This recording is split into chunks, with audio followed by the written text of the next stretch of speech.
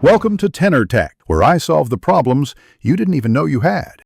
You begin by assessing and preparing the instrument, your body. Notice hydration and posture. Make sure to drink 500 to 800 ml water in the hour before. Once done, loosen tension. Roll the shoulders, tilt the neck, massage the jaw. Then start gentle hums for 30 to 60 seconds, feeling vibration in your face.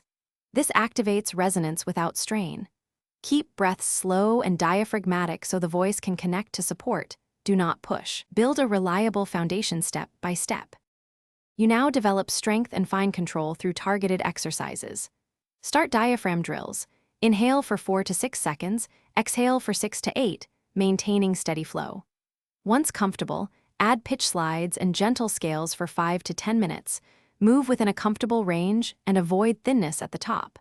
Then practice staccato bursts and sustained vowels for 3 to 5 minutes to engage adductors and breath support. Make sure to keep relaxed neck muscles.